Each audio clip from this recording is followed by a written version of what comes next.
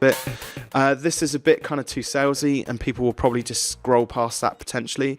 So I found this disruptive type of ad, like make it colourful, make it bright, make it like scribbles and a bit of a mess. It seems to attract people's attention. It works for me, like I said. So then we're kind of going to go into the budget side of things. So now I actually set for the last event, I actually only ended up spending about £100 to book 97 people onto the event. But actually, I would have been willing, because I knew that if I filled the room up with 50 people, I'd have at least one, maybe two ongoing coaching clients. I'd sell some people onto my group coaching program, so that would create a customer lifetime value in its own right. And actually, the venue only cost me 250 quid, so I was willing to spend £300 on Facebook ads. Now, one of the key things is what we want to do is run the ads right up to the day before the event, because people will still book at the last minute. I did this similarly for my networking event, and in January we had 17 people book on the day before. That's 17 people out of 60 in total who attended the event. So schedule it to start straight away and end literally like the day before your event. And like the time looks a bit random, but hey ho. So my event was on the 26th of Jan. And then run the ads all the time. Basically, you could schedule it if you wanted to run between like the most popular times. You know, like I know that my audiences tend to be online at lunchtime on Facebook, and sort of later on in the evening once the kids are kind of gone to bed. So sort of 7 to, I don't know, 10 p.m. So you could potentially run it on a schedule. I've never split tested that. Hey, maybe that's something I should do. But I'd tell I'm lazy, so I'd just run the ads all the time, basically. So next up, we're kind of getting into the real guts of like the Facebook Ads Manager and like the control panel. And there's a few things that you'll see in here which will be familiar. So the ad which we're doing is an event ad, and ideally what we want to do. So this stuff on the right is really, really important. We want this needle to be bolt upright. So that it says that we're not too specific, we're not too broad, our audience is clearly defined.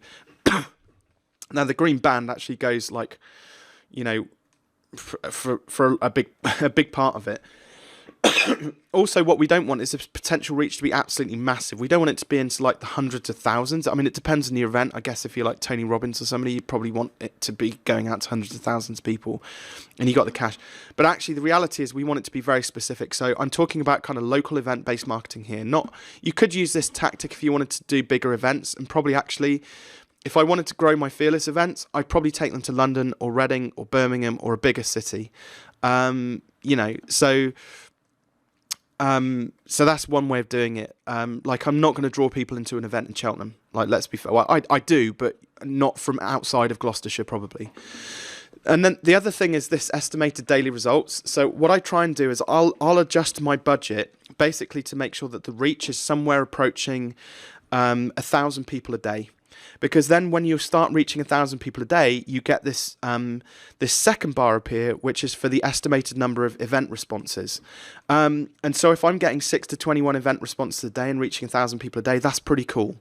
And actually, so what it's, in terms of like budget, that's why it's better off to start with a really high budget. Now, what Facebook is going to do is eke out that budget over the course of the lifetime. So if you're doing a 4-week campaign, it'll eke out the £300 over the course of the event. So, but what we want to do is maximize the amount of event responses as quickly as we possibly can. So we may only be willing to spend 300 quid, but if you're brave with your budget and stick in 300 quid, knowing that you'll probably get everybody booked on in that first week, and it'll only cost you 100 quid.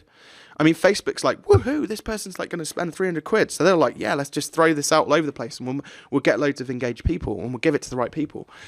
But actually, what you do is you spend 100 quid, get your 97 bookings, and switch it off, and you've only spent 100 quid. So actually being brave with this this budget and the scheduling is like absolutely vital. And ideally, like I said, we want to get to this point whereby we've got this estimated daily reach up over 1,000, and this event responses thing pops up, because that's just triggered something in Facebook's algorithm to say this guy's promoting events and he's got a budget for it. So I'm not going to go too much into creating custom audiences. There'll be loads of sort of advice and tips and tricks and stuff like that out there. How I do it is I create a basic custom audience of everybody who's attended my events in the past and pump that into Facebook. At the moment it's about 600 or 700 people. And then I create a lookalike audience based on that of the and basically how lookalike audiences work is they give you the closest 1% of people in. So I've chosen in terms of my lookalike audience people based in the UK. So there's 41 million registered Facebook users in the UK. So that any lookalike audience you create, the first 1% will always be, if it's UK targeted, 410,000 odd people. And that seems like a lot, and you'd be like, oh, that's too many. That's not very targeted. But actually, what it's done is out of the 41 million people it's got to pick from in the pool, it's chosen 1,000 people who the 1% of people who look the most like that initial list of people who've attended events. If that makes any kind of sense. So it should be the 414,000 people who are most closely associated to my target market. Next up, and this is one of the biggest mistakes actually. So first of all, when I my first event I did where I was booking people for like £7 to £10 per seat. I didn't have a lookalike audience like this. I didn't have a location. I wasn't really aware of this sort of stuff going on over here. So the moment I created a detailed lookalike audience based on people who'd attended my event, the event bookings for my Bristol event dropped down to about between, I know it's about £4-ish. So it halved pretty much. The next thing is this location thing here. Now most people will go, my event's in Cheltenham, so I'll do a 40-kilometre radius around Cheltenham. Now again, that's quite vague. So there's something called polyagonal searches.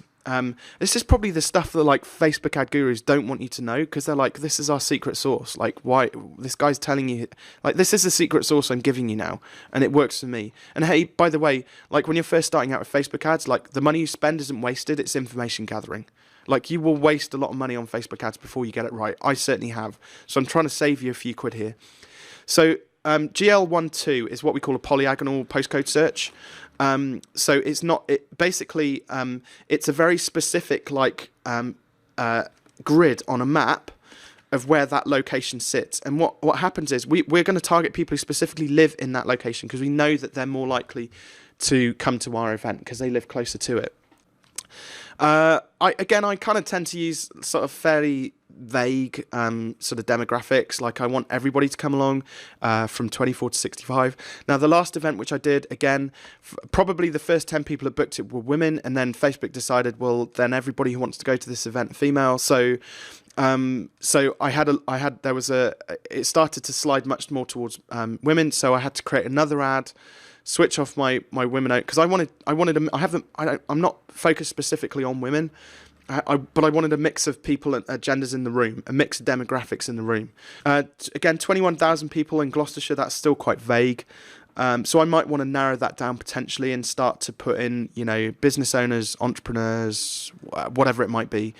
And you can also exclude people. So you might choose to exclude, I don't know, taxi drivers for whatever reason. Maybe you've got something against taxi drivers. So if there are people you don't want to, but you don't see this box to start off with. There's a little link which you have to click to exclude people. So if you put business owners, you then have to click another box and exclude taxi drivers. Optimize for ad delivery. We want event responses. Bid amount automatic, so let Facebook do its work. If you do manual, you will end up paying too much. And then we want charges to be charged per impression, basically. So every time this goes out to 1,000 people, we want to be charged for it, because if our ad structure is right, if our targeting is right, if our event is appealing and can produce value, we should get quite a good conversion rate. So I settled upon the it says headshot there, but it's not. It's the disruptive image, basically. And you can see here, great relevancy score, lots of people taking action. We're talking like 19 event bookings for 10 quid at this point. I think, like I said, in the end, I booked 97 people for just over £100, which is a pound a seat. I mean, that's amazing. So you're going to get better results early on, and then the ad will keep on getting repeated to the same people after that.